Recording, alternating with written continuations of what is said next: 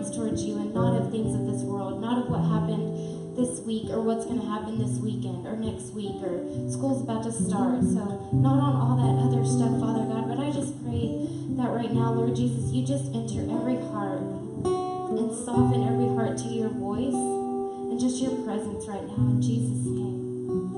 Thank you.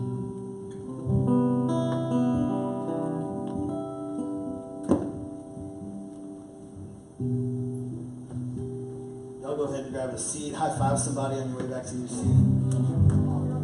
We're going to have some time of prayer at the end of service. So it'll be good, a good time, chance for you to get prayer if you need it. Hey, give it up for our worship team. They were awesome tonight. I always feel like, you know what, you go to a concert and like halfway through the concert, the lead singer stops and introduces the worship team. Like, got my man Johnny on the drums. And then Johnny does like a drum solo. I always want to do that. We're going to have to do that like one week in worship. But anyway, man, appreciate you guys. You guys are awesome. Hey, I have a couple quick announcements, and then I'm excited about what's happening tonight. How many of you guys have seen our summer calendar? How you doing? So this was also out there on a stand. It's gone, so I don't know where it went. But I'll post this on our Instagram too. So this has a couple of things going on in August. August 15th, we're going to go serve at Global Samaritan. We've already done Love and Care. So we're going to serve at Love and Care as a serve project. It'll be an all-day thing. If you want to do that with us, just show up at the church around 9 o'clock, and we'll go serve together in our community. It'll be really good. And then August 22nd, I'm really excited about this. It's still a little ways out, but it's going to be what we call a summer funeral, where we're going to say goodbye to summer, and we're going to share our condolences for summer leaving us, and it's going to be a blast. It's kind of my spin on like an end of the year party kind of a thing, but it's a summer funeral. Yes. That is not announcement worthy. No, it doesn't. It's announcement worthy, but it's not summer calendar worthy. Well, my birthday is August 26th, and it's not on the calendar. How about that? Anyway, totally like killing the mood and worship that we had, man. Just kicking that out the door. No. Hey, I don't know if you guys know. How many of you guys know Evan McGrew? Yeah. So you guys know Evan. So Evan's really cool. So let me tell you a backstory. We did coffee in May, and I met the guy like once, like shaking his hand once. We got to talking. He said, hey, I'd like to get more involved in the youth ministry. And I said, awesome, because I need help this summer. I got stuff I want to do, and I need somebody to do a bunch of work for free. No, I'm just kidding. But I said, I've got stuff I want to do, and I need like a creative mind. I need somebody who thinks sharply. I need somebody who's passionate about young people, and a hard worker, and organized, and all that stuff. So God really put us together for this youth ministry, and Evan's been helping me out all summer on Wednesdays, doing stuff. We were over at ACU today making cool signage in their maker lab. It was awesome. So you'll see some of the fruits, but the word right now for that describes Evan is behind the scenes. Because he's been doing a lot of work, but you guys just haven't noticed. Like we ran some new cables up into the ceiling, behind the stage, up into the ceiling, across, down that wall in the back, and no one knows about that. But we spent like 2 Wednesdays doing that. And that has allowed us to have more instruments on the stage. It's allowed us to do more stuff with effects. And we've just been having fun making this place better. But it's all been happening behind the scenes.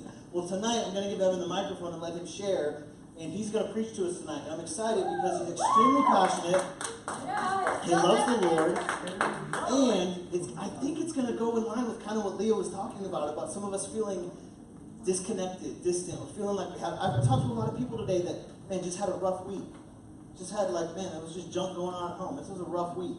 Anybody, who is that? Is that, like I've talked to at least 6 people before service that said that. So it's just been a rough week. And so Leah hit on that, and I think what Evan is going to bring tonight is going to help bridge the gap to that a little bit and speak to that. So I'm excited. Please help me welcome very own Evan McGrew.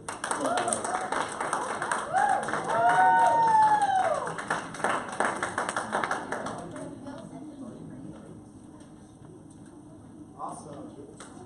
All right, so I'm going to dive right into my scripture. Get this all set up. All right, how are we doing tonight? That was really weak. What?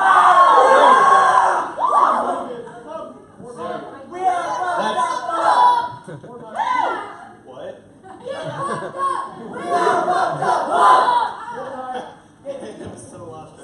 All right, let's get to the scripture. Luke chapter 15, 15 will be up there on the screen so you can read along with me.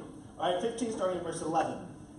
So there, yeah. Jesus continued. There was a man who had 2 sons. The younger one said to his father, "Father, give me my share of the estate." So he divided his property between them. Not long after that, the younger son got together all he had and set off for a distant country. Somebody say a distant country. Y'all can do better than that. Say a distant country. There we go. Distant country. And there squandered his wealth in wild living. After he had spent everything, there was a severe famine in that whole country, and he began to be in need. So he went and he hired himself to a citizen of that country who sent him to the fields to feed pigs. He longed to fill his stomach with the pods that the pigs were eating, but no one would give him anything. When he came to his senses, he said, "How many of my father's hired servants have food to spare, and here I am starving to death? I will set out and go back to my father and say to him, 'Father, I've sinned against heaven and I've sinned against you. I'm no longer worthy to be called your son. Make me like one of your hired servants.' So he got up and went to his father. But while he was still a long way off, his father saw him and was filled with compassion for him. He ran to his son, threw his arms around him, and kissed him. The son said to him, 'Father, I've sinned against heaven and against you. I'm no longer worthy to be called your son.' But the father said to his servants, 'Quick, bring the best robe and put it on him. Put a ring on his finger and get the calf and sandals on his feet. Bring the fattened calf and kill it. Let's have a feast and celebrate. For this son of mine was dead and is alive. He was lost and is found.' So they began to celebrate. Tonight I want to preach a message to you called Distant Yet Desperate. And I know that we've already prayed a lot tonight, but you can never pray too much. So let's pray again. Father, we thank you. We thank you for all that you've done in our life. For the good things, for the bad things. We thank you for the struggle. We thank you for the joy. And God, I pray that tonight you would just be in this room. You would open our eyes, open our ears so that we can hear and see you, that we may receive something new from you, Father. May you be with us in this room. We love you. We love you. In Jesus' name. And everybody said? Amen. Amen. Amen. So distant yet desperate. So like Luke said, I want to kind of just a little bit about myself because I'm still kind of a stranger to everybody because I haven't been here that much. So a little bit about me. I'm going to be a junior now. What the heck? Over at Hardin Simmons University, I'm studying biblical studies. I literally am majoring in studying the Bible. It's pretty freaking cool. But that's what I'm doing over at Hardin Simmons, and I've been going here to New Hope for about a year now, and I absolutely love it. I help serve over worship over there in that room on Sunday mornings. I help serve worship here now. I'm the intern here now. And yeah, that's just a little bit about me. I don't want to go too far into me because this isn't about me. Tonight isn't about me. Tonight is about Jesus. It's about what he is doing and where we are with him, right? So let's get into the message. Let's get into this message. This message, distant yet desperate. This message comes from a season of my life, actually not too long ago, not that long ago, about, I would say probably, I think it was March of this year. March of this year, I started to go into this super dark season. Super distant season. I got a text from a friend during spring break, and it literally just shot me down. It shot me all the way down to the ground, and I was going to a point where I didn't care anymore. I didn't care about what I was doing. I didn't care about where I was going. I didn't care about God. I had walked away from it all. And at first, it was like, no, that's not me. I'm not going to do that. I'm going to be fine. It's all going to be good. I know I'm doing this right now, but I'm going to bounce back, and I'm going to have you good, and I'm going to be back with God, and it's going to be okay. It's going to be okay. But the longer time went on, the more it didn't become okay. The longer time went on, the more distant from God I got. And what kept happening is I would show up on Sunday mornings to help lead worship over there, and I would go through the motions, or even if I wasn't leading worship, I would be out in the crowd just kind of going through the motions, because like I've been a Christian for like 8 years now, so I know what to do. I know like to go in there, stand up, raise my hands, like, yeah, Jesus, you're awesome. Jesus, you deserve the glory. Jesus, it's you. And I know what to do in those moments. But then I would leave, or deep inside, I'd be like, yeah, I don't really care, though. I don't really care. And that's the attitude I had. I didn't care about God. I started losing my care towards everything. I stopped caring about myself. I stopped caring about God. I stopped caring about my loved ones, my friends. I literally wanted to quit school. Like, I love school. I love Hardin-Simmons University. If you're ever looking for a college, you should totally go there. But this isn't a recruitment. You should just go there. But I got to this place where I was just distant. And summer came around, and it just kept going downhill more and more and more. And I remember, like Luke said, like I got coffee with him in May, and I think it's really funny he mentioned that because like I'm going to be talking a lot about that. Like that is what started, like the result of why that happened. Freedom Weekend, it was like a week before that or something, was the result of what started my journey back to where I know I needed to be. Freedom Weekend came around, and like I went to Freedom Weekend, again, not really caring about what God was going to do in me, but I had some good friends going, like I knew a lot of people going. I wanted to see what God was going to do in this. Like, yeah, it's a cool event. I like being here. I like doing this. So I'm going to go and see what God's going to do in them. And what ended up happening is I ended up seeing what God was going to do in me instead. Because that's often what will happen. We'll show up to church sometimes, and we'll look around to see what God's doing in everybody else's life, and when in reality, God's actually doing something in our life. And Freedom Weekend happened, and it was actually really during Luke's message, something just kind of sparked in me. I don't know what it was. I don't know why all of a sudden it hit me. I don't know why it was then. I can't really say other than God. But something sparked in me. I was like, I'm distant from God. I've walked away from God, and I was in this place where I was just blaming God for everything for this. I was saying, God, what is going, like, why are you doing this to me? I have lived a faithful some odd years following you. Whenever I get placed in some sort of ministry, or if I get placed with some sort of friendship, or if I get called to some sort of workplace, I'm faithful. So why are you not faithful right now? Like, that's the attitude I had to God, and because that resulted in me not really caring about it anymore. But Freedom Weekend came around, and suddenly realized in me that it wasn't that God had not been faithful, it's that I had not been faithful. And Luke, after Freedom Weekend, I went up to Luke and I was like, hey, I really want to get some coffee and just like talk about this ministry that I do. And just talk about it. So get to know you, because I hadn't really known him. I hadn't really talked to him yet. And I wanted to get to know him some more. We got some coffee about a week later at Hardin-Simmons, and I was talking, like he said, about the youth. I wanted to help out with youth because I have such a passion for you guys. I have such a passion for my generation and the younger generation, and because that's why I have this tattoo right here that says Jesus Generation, because I believe our generation is called to show the world Jesus. I believe our generation is called to show the love of God to the world, and that the world will come to know God like never before. I believe we're called to do that. So I have this tattoo right here, and it's a reminder of that. It's a reminder of what I know God is going to do. So I told Luke, I was like, I want to help out with you. I don't really care how. Like, when the fall comes around, like, I'll just come hang out, get to know people, or maybe if you want me to lead worship, I don't care. Like, I just want to help out. And he was like, man, I've been praying for an intern to come my way. Somebody to come help me this summer. And he was like, why don't we talk to the church, see if you can do it? And I was like, yeah, let's do it.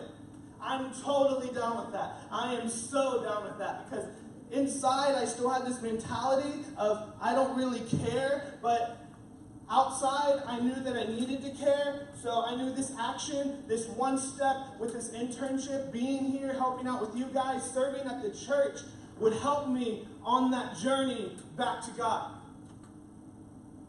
So we did it, and they went back and forth. The church was like, yeah. The church was like, no. The church was like, yeah. The church was like, no. And then finally they were like, yeah. And then I came. And I've had a blast so far. I've loved every single second of being here on Wednesdays, helping change the snake, helping go to ACU and do whatever. Like I've loved it. And I remember on the first day of the internship,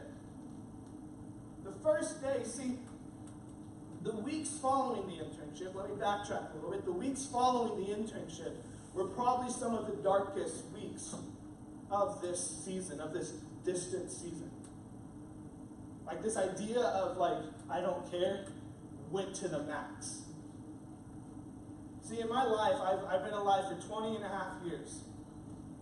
And not once in my life have I ever had a suicidal thought. Yet for some reason during these 3 weeks, out of nowhere, for about a week of that period, I had these suicidal thoughts saying, nobody cares about me, nobody wants me, nobody loves me, nobody cares if I'm around, I should just go away. And I came to my senses no, that's stupid, I've literally never thought this before, why am I doing this? And that kind of stopped, but then that mentality of I don't care didn't stop. And what ended up happening was the following days, we went from weeks, now we're at days, into the internship was the darkest of those darkest weeks. If that makes sense. I wanted to do nothing, but I knew that the internship, inside, I knew the internship is something I need, but on the inside, somewhere deep inside, but I really don't want to because I really don't care. I don't care about people. I don't care about God. I don't care about myself. I just do not care. But I did it anyway, because I knew it was somewhere inside, but you probably should. You know you probably should do this because you know where you are. You know that you're not where you need to be. And you know that this could help you get you to where you need to be. So I was like, okay, fine. I'll do it. I do it. And I was excited about it. I'm not saying I showed up the first day, I was like, I really don't want to be here. I showed up, I was like, yeah, I want to be here. I want to do this. And I remember having conversations with some people about what was going on in my life. And I remember that the day before I was having a conversation with somebody, and I just told them I'm really far from God right now. I don't know why I'm so far from God. I'm not exactly sure what's going on, but I'm far from God. But I think for the first time in the past few months, I can finally say, I'm tired of being far from God. I'm tired of being away from God. I'm tired of being separated from God. I'm tired of being distant from Him. I was tired of it. And the next morning we come here and we're going to Love and Care Ministries that day, and we're in here praying beforehand, praying for the day as we're out there doing all that. And I was praying a little bit about that. I hope it's a good day. I hope it's good. I hope we kind of encounter Jesus in it. That'd be kind of cool. But then I just started praying for myself because I knew I wasn't where I needed to be. I started praying for myself, and I just started praying to God, God, I'm distant. God, I'm so far from you. God, I don't know what happened. I don't know where I went. I don't know why I left, but I'm so far from you. I'm so far. And I told him these words out of my mouth, which became the title of this sermon. I said, God, I'm distant, but I'm desperate. I'm distant from your love, but I'm desperate for your love. I'm distant from your grace, but I'm desperate for your grace. I'm desperate for you, Father. For the first time, I could say that I was desperate for him. For the first time, and then since then, every single week, I've gotten better. Every single week, I take the next step towards God. Every single week, I come closer to God. Now, am I saying every single day is good? No. But before that day, 9 times out of 10, I didn't care about God. After that day, 9 times out of 10, I did care about God. There was something that shifted in me. There was something that knew that I wasn't where I needed to be. There was something in me that knew there was something more. And I came to God and said, I'm desperate. I'm desperate for you. And the reason why I tell you all of that is one, because it's the title of the sermon, Distant Yet Desperate. But also because I feel like this story that I feel like most of us have probably heard of the prodigal son went through this exact same thing. Let's go back to the scripture, starting in verse, I don't know, 13? Verse 13, pull it up there. 13. Let's read. Not long after that, the younger brother got together. Actually, no, go back to verse 12. Sorry. The younger one said to his father, Father, give me my share of the estate. So he divided his property between them. Not long after that, the younger son got together all he had and set off for a distant country, and there squandered his wealth in wild living. The reason why I made y'all repeat back to me, distant country, is because sometimes I think this is what we do. We go to God and we say, God, I don't need what you got for me anymore. I don't need your love anymore. I don't need your presence anymore. In fact, I'm packing up my bags and I'm walking away. I'm leaving your presence now. Yeah. We go to a distant country. No, we don't actually go to a distant, we don't pack up our bags and move over to Spain. Because I can promise you that God is just as much in Spain as he is in Abilene, Texas. But spiritually, we pack up our bags and we leave God. We say, I don't need you. I don't care about you. And I'm leaving you. I'm going away from you because I got this. I'm on my own now. I'm a big kid now.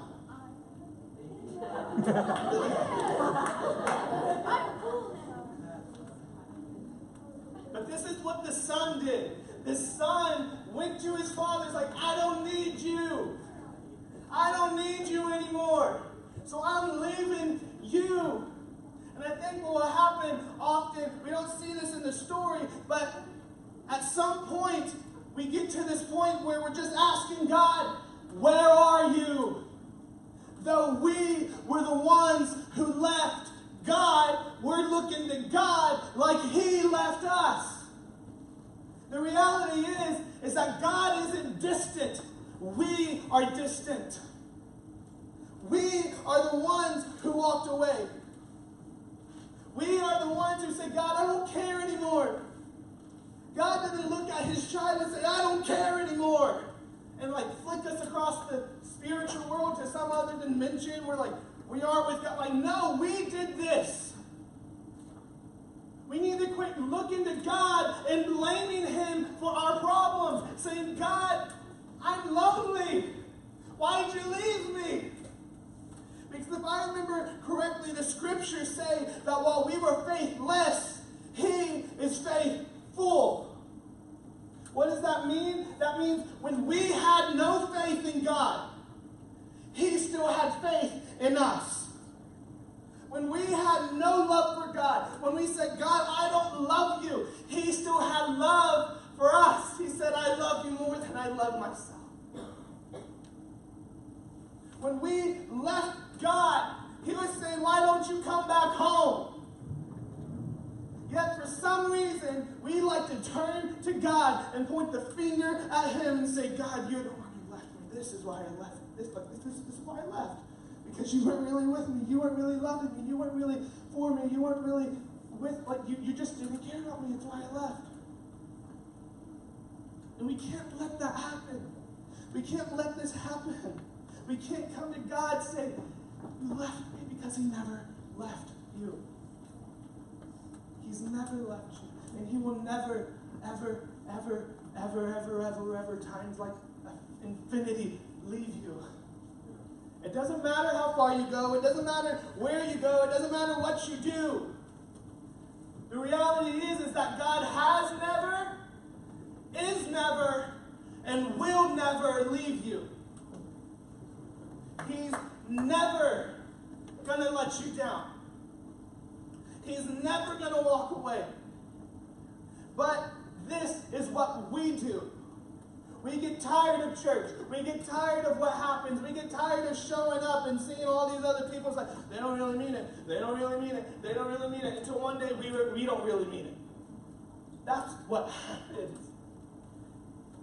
And what ends up happening as we do that is exactly what happens to the son. Pull it up, verse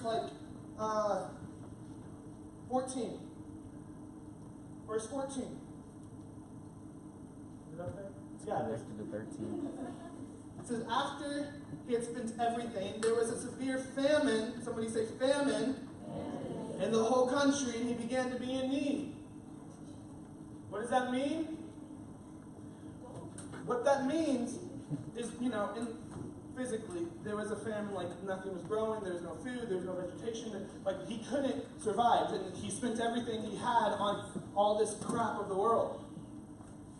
But what I'm trying to show you, what I'm trying to say to you is, when we walk away from God, we will use up all that we had stored up inside of us.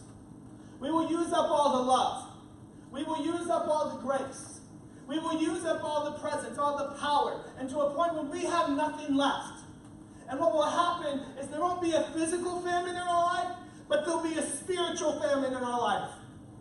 We will walk away from God, and we won't feel anything. We will walk away from God, and suddenly we're in need of everything.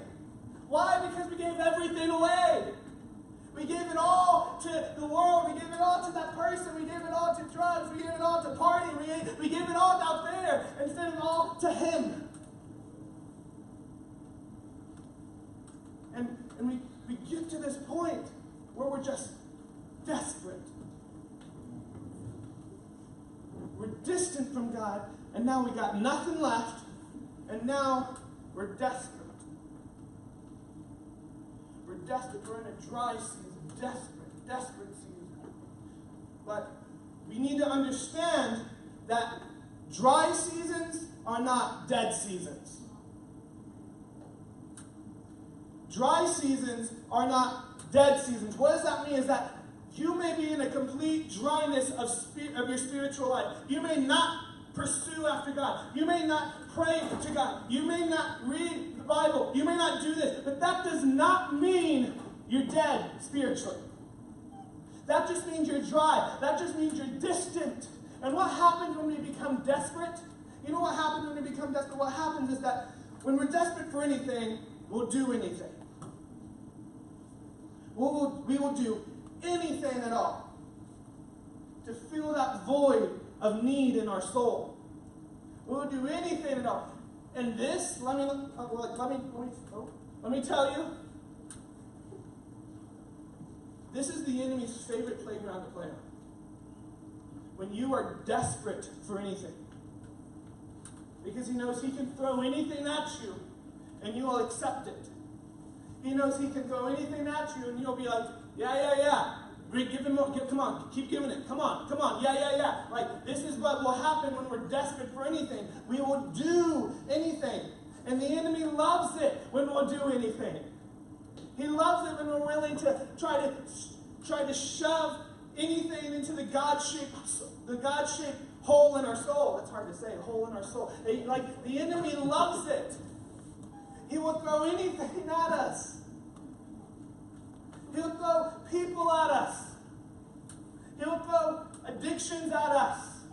He'll throw approval at us. And we try to take these things and place it in the place where God belongs, and it doesn't work. It doesn't work. And we wonder, why doesn't it work? It doesn't work because it wasn't created to be there. That's why it doesn't work. It doesn't work because the place of the void in your soul is only meant to be filled by your Father. It's not meant to be filled by the world. It's not meant to be filled by the things around you, by earthly things, by world. It's meant to be filled by the love of the Father, by the power of the Father, by the Spirit of the Father. That's what it's supposed to be filled with. But we don't do that, do we? Yeah, sure, maybe some of us kind of do, and you're like extra spiritual, we get it. But not all of us are like that. Not all of us can like get to this place of like desperation, of like, okay, I'm gonna, God, yes, that's who I need. Like, there's something within us that just craves the world. That craves to be something rebellious against God. There's something that wants to fill that void in our soul with the things of this world. There's something in us that wants to have that instead of have Him. There's something in us, and this is what the Son did. He became desperate for anything. If you go to verse 17, let me check. No, hold on. Is it up there? 17? No, go back to 16. 15 and 16. One more? Back one more? No, you got the next one. What number? Cool. Right here. I'm going to read it from up here. What happened is he went and he hired himself out to a citizen of that country who sent him to the fields to feed pigs. Somebody say pigs. Pigs. I'll talk about that in a second. He longed to fill his stomach with the pods that the pigs were eating, but no one gave him anything. Let me talk about those pigs real quick. So when you hear the word pig, what do you think? The cute little pink animal. Wrong. Yes. Exactly. Lazy, disgusting, muddy, dirty. It's just all around bad, all around disgusting, right? And I think this is the picture that Jesus is trying to paint, like to us, like the 2018 readers of Luke chapter 15, like that's the picture he wanted to paint. Like when you hear pigs, you're going to think of this disgusting thing, and you're going to see that this guy, that the Son is now living with the disgusting thing, working for the disgusting thing, but there's more. There's more to that. You see, the original readers and the original listeners of this story would have heard something completely different. Because when they hear a pig, they instantly cringe. Because a pig represents something that is unclean to God.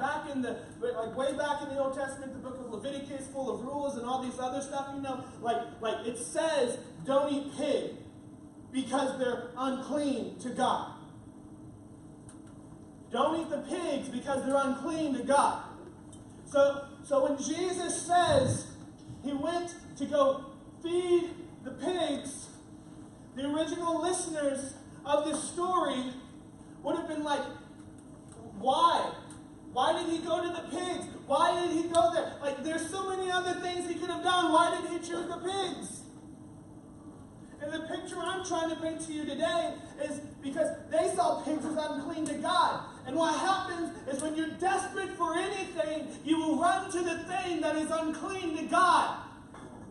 You will run to the thing that God looks at and he says, don't do that. I specifically said, don't do that. Don't go feed the pigs. Don't go be with that person. Don't go to that party. Don't go try out those things that everybody else is trying. Don't do it. Why? Because of the verse 16. That's why. He longed to fill his stomach with the pods that the pigs were eating, but no one would give him anything. So what? He was hungry. They wouldn't give him any food. It's more than that. He had something in him that needed to be satisfied. And he saw the lowest of the lows around him. And he thought, maybe that will satisfy me. But nobody would give him the thing that he thought would satisfy him. What I'm trying to say is you can run to that person. And you can spend all of your time with them. But at the end of the day, they aren't going to give you what you need. At the end of the day, they will not fill the void in your soul. At the end of the day, no one will give you anything that you need. No one will give you anything that you desire. No one will give you anything. Nothing is going to satisfy you other than the love of God. Nothing. Nothing. The original listeners saw pigs and they're like, no. You don't touch pigs. You don't talk about pigs. You don't hang out with pigs. You don't go out to the basketball court and play pigs with your friends. You don't do anything with the pig. And Jesus is trying to say, don't go hang out with that person. Don't go and do that thing. Don't go to that party. Don't go over there. Don't try to find the thing that you think is going to satisfy your soul. Because I promise you, it will never satisfy. It is never going to satisfy you in the end. In the end, it will never be good enough. In the end, there's always something more. Something more that you want. Something more that you need. And it ends up becoming this vicious cycle. We become desperate for anything, so we'll do anything. And by doing anything, we run to that person. And we're a few months into this relationship. It's like, yeah, I like this. Then a few months later, we're like, oh my gosh, what have I done? They aren't satisfying me the way I know I need to be satisfied. And we've done all these things that I know we shouldn't have done. But what do I do now? Well, I guess I'll just leave this and I'll leave broken and I'll be heartbroken and I'll be sad and I'll be it's just going to be terrible. And then we put ourselves back out in the open. It's like, all right, I'm desperate for anything, so I'll do anything. And the enemy sees you and it's like, yes, that's what I like. And he throws something else at you. And you try it out for a few months, you're like, yeah, I like it. And then you realize, no, I don't like this, but it's an addiction now, so you want it, but you know you can't have it, so to get away from it, you have to hurt yourself, you have to break yourself, you have to break your heart, and it's a cycle. You go in, you realize it's not what you want. You go out, you get heartbroken, but then you go back in and out and in and out. It's a vicious cycle, and it's the enemy's favorite game to play. The enemy's favorite game to play. He loves watching you go in and out, heartbroken after heartbreak, after heartbreak, after heartbreak, after heartbreak. He loves watching you go through that. He loves you being in need. He loves you being desperate for anything. But there has to be a switch in our mind. There has to be something. If you go to the next verse, 17. It says, when he came to his senses.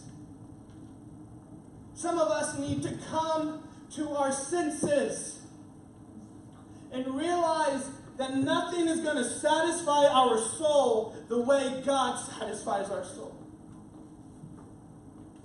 When he came to his senses, he said, how many of my father's hired servants have food to spare, and here I am starving to death? I will set out and go back to my father and say to him, Father, I have sinned against heaven and I've sinned against you.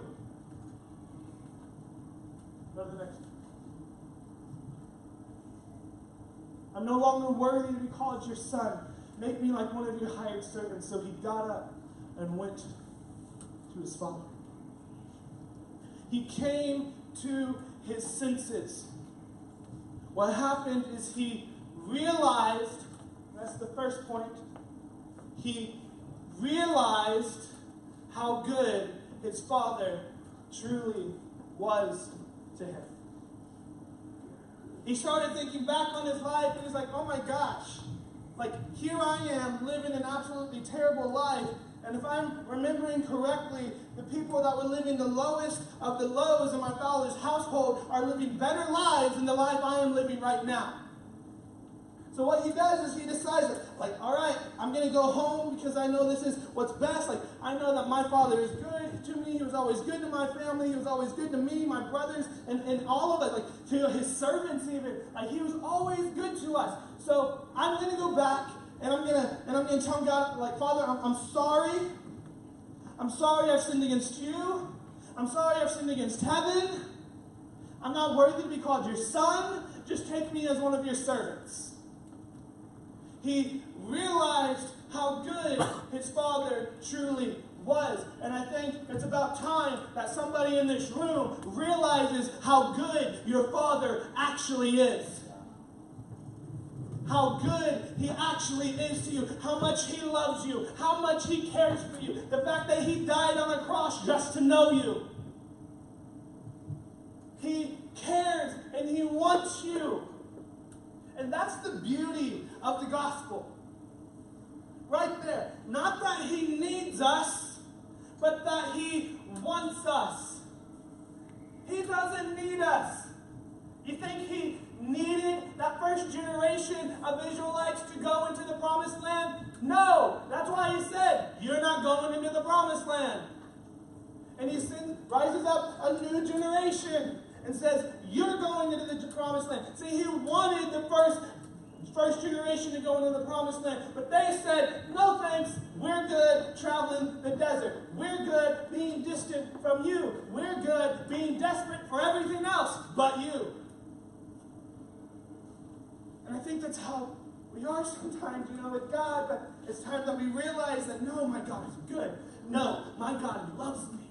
No, my God is for me. No, my God is with me. And I don't know, maybe there's somebody in this room and they're like, yeah, but Evan, like, you don't know, like you just don't understand. You don't understand what I'm going through. You don't understand what I've seen. You don't understand the pain that I have in my heart. You don't understand, and you're right. I don't understand. I don't understand what you're going through. I don't understand where you are. But the reality of it is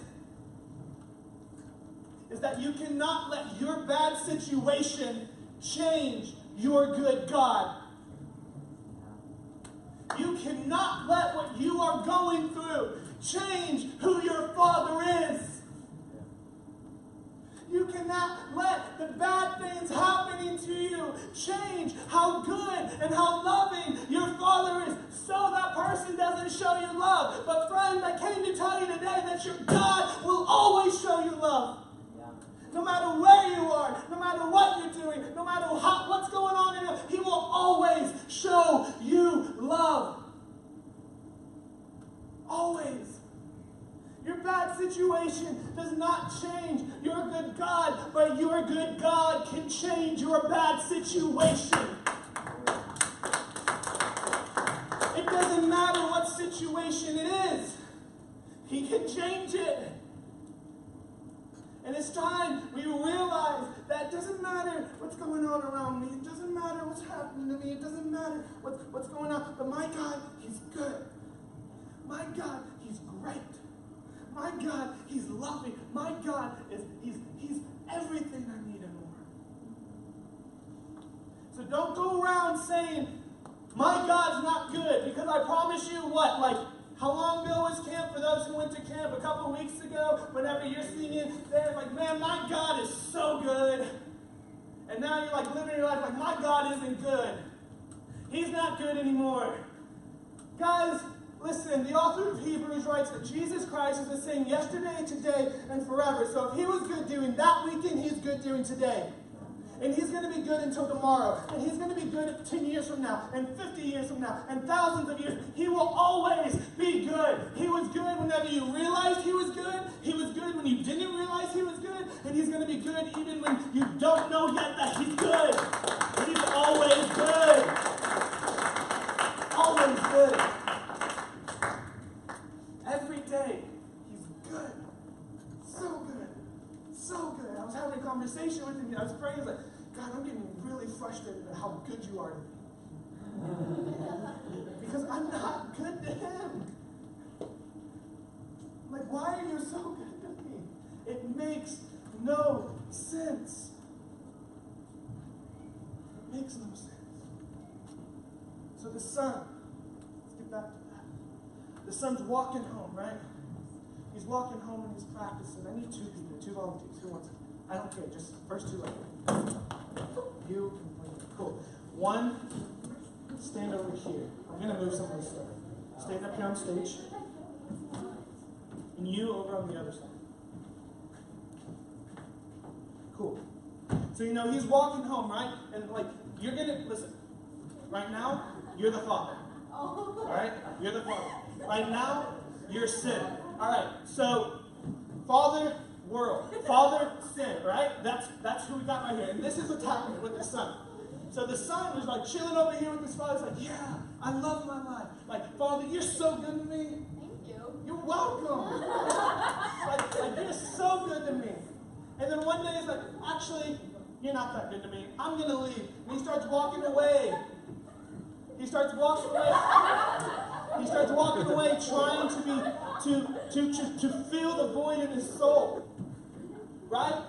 He's walking, he's spending everything he's got until he's got nothing left. And that's exactly what's happening. But he's walking, and he's over here chilling with the world, hey man, I need, you got this, you got it? You got what I need? It's yeah, I like this. And then we go try it out. And then we realize, no, this isn't what I need. Give me something else. And then we try it out. And we realize this isn't what I need. Give me something. And we're trying out all these things, right? We're trying out all these things and nothing's working. And then the son one day is I don't need you. God, you were so good to me. I'm coming home. I'm coming home. And I promise you, the son didn't make a sprint back to his father. The son didn't run back over there. But he took it 1 step at a time. 1 step. He was he's practicing. He's Father, I've sinned against you in heaven. I'm not worthy to be called your son. I'm not worthy to be called your child. I'm not worthy. I'm not worthy. I'm not worthy. I'm sorry. I'm sorry. I'm sorry. I'm sorry. He's practicing in his head the whole way home. Every single step. And then what happens is, if you go to verse 20, I think. No.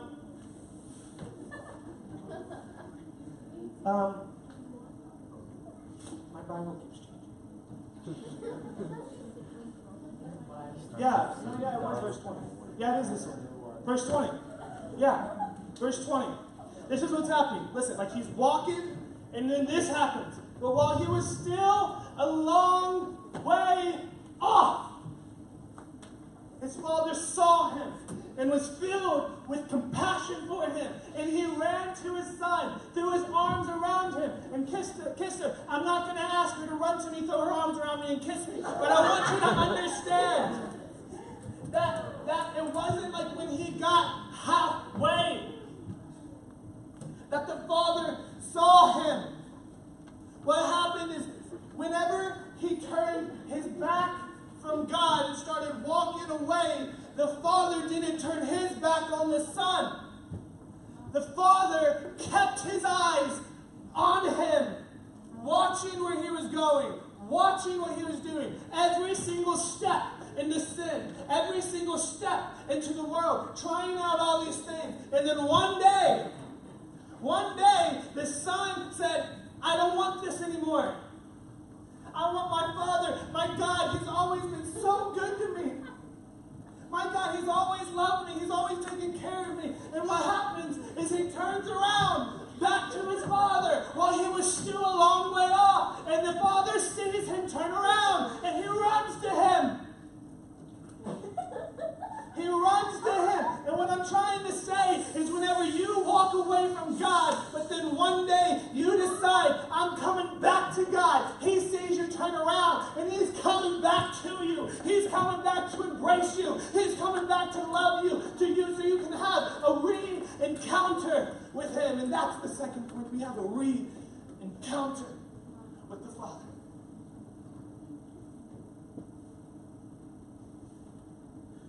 Father came to him. He embraced him. He said, I love you. I'm so glad you're home. And this is what happened. Like the father comes and he sees him and the son's like crouching in his head. Father, I'm sorry. And he sees him, the father running to him. He's like, oh, hey, Pops, listen, I'm sorry. I'm sorry for what I've done. I'm sorry for the things I said. I'm sorry. And then he just stops. Why? Because his father loved him. And he embraced him in that moment. And the son said, if you go to verse 21,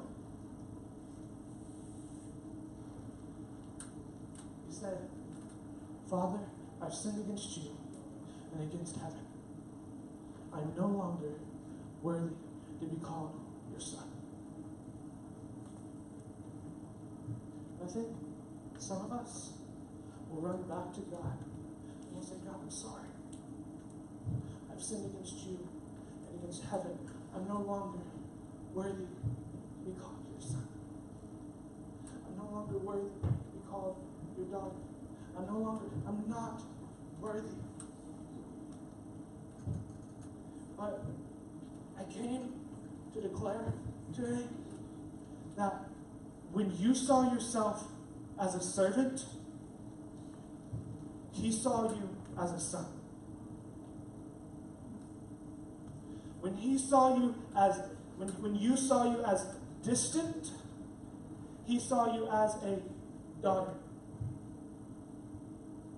When you saw yourself as worthless, he saw you as worthy. And he looked at you and said, you are worthy of my love. Why? Because I love you. It's not because of what you've done. It's not because of what you said. It's not because of anything you could have ever done. But because simply I love you. I love you with every last ounce of my body. And we sing that song, Reckless, like, when I paid it all, when I felt no worth, you paid it all for me, right? Do you believe that? When I felt no worth, he paid it all for me. You have been so kind to me. Even when I didn't deserve it. Even when I couldn't earn it. Even when there was no reason in the world for you to take me back in. You still came with open arms, running to me, saying, I still love you. I'm still for you. I still want you. You're still my son. You're still my son. And it doesn't matter the things you've done. It doesn't matter the places you've been. It doesn't matter the words you've said, the people you've wronged. It doesn't matter. Because if you come home, that's enough. That's enough if you come home. If you come running back to him saying, Father, I'm sorry. He says, it's okay. Father, I'm not worthy. He says, yes, you are. Yes, you are. You are so worthy. You are so worthy of my love. You may not see it. You may not believe it. You may fight in your sleep because you may lose sleep even because you're so caught like, I'm not worthy, but you are worthy. Son, you are worthy. You are worthy. Why is it so worthy? It's because we're permanently in his love. And there was nothing in the world that could separate us from his love. Paul talks about that. He says there's nothing in this world, no angel nor demon, height, depth, anything in this world that could separate us from the love of God. Nothing at all. So you want to try to sit there and think in your head, it's like, yeah, but my father, he doesn't love me. It's like, baloney!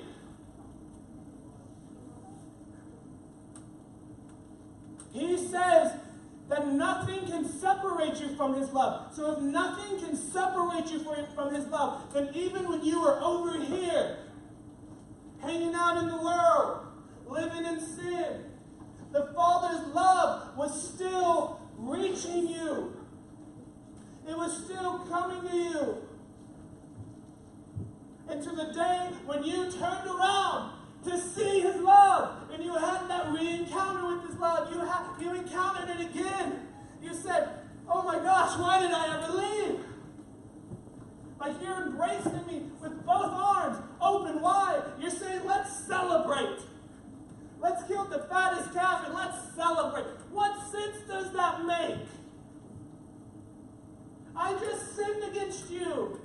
I just did so much wrong against you, and you're saying, let's celebrate? It's like, yeah, let's celebrate. You were dead, and now you're alive. You were lost, and now you're found.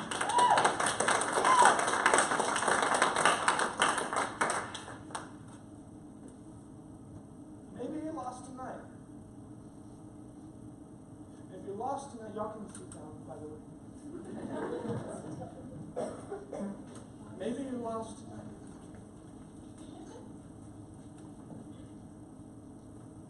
Maybe you're in darkness, maybe you're confused, maybe you're desperate, maybe you're in need, maybe there's something that, like you're lost. If you're lost tonight, I came to declare that lost does not mean gone.